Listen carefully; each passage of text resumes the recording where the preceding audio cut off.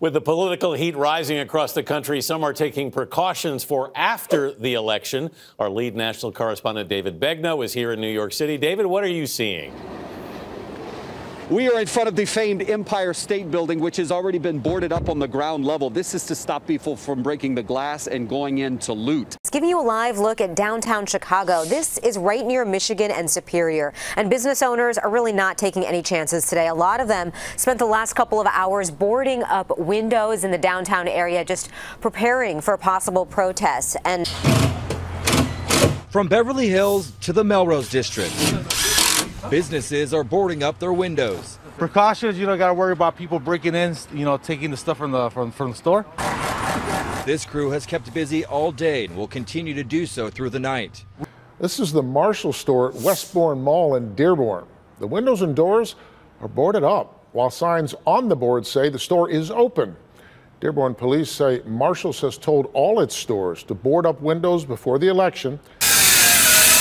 Plywood is covering the 16th Street Mall and most of downtown, hotels, apartment buildings, and the Wells Fargo building. We all think that the world's going to end tomorrow, apparently, and we're boarding up like it's The Walking Dead. Some of these businesses have been hit before. They came down with axes and hammers and got through the woods, so we felt like we needed to take, further measures. Soul Street Shoes has been repeatedly targeted during riots. The store was looted 4 times, including twice in one night. The first incident happened back in May when George Floyd protests turned violent. On a retail value, we're talking just a little bit over $140,000. The owner installed this metal gate to keep people out, but he's hoping it won't be needed. Yeah.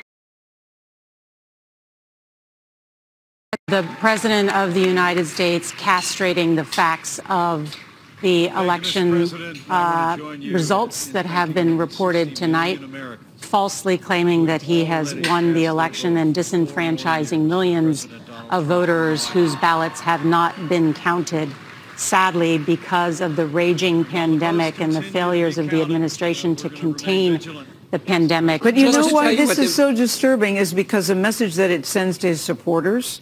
This is why people are boarding up the stores, because he sends a message to his supporters that when the truth comes out, maybe it will be in his favor, maybe not.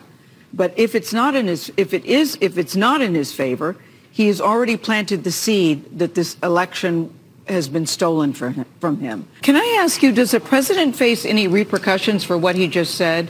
He just out and out lied to the American people.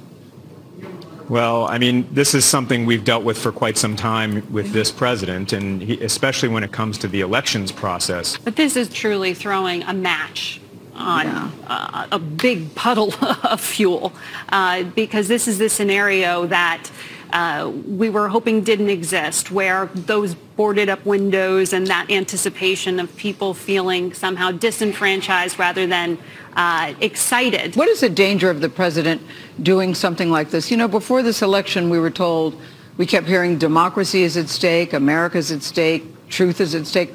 What is the danger of the president doing something like this? Well, Gayle, you are exactly right, and you pointed it out earlier. There are many, many millions of people who listen to what the president says and look to him for leadership and guidance. And unfortunately, he's steering them wrong right now. We're scared. We don't want to get looted. Sean Zenadell owns Zen Global in the Jewelry District. That area was hit hard in June when the metal gates could not hold back the looters. That's why most storefronts are now covered with wood. The cost? It costed a little over like $3,000, but also with having people come in every day, board it and unboard it, it's costly. And even Pasadena is preparing for the worst. Many are concerned with the fact that they have no idea what could happen tomorrow on Election Day. The politics, everybody's scared. I've never seen in the U.S. like this. This is the first time I've seen that this thing happening.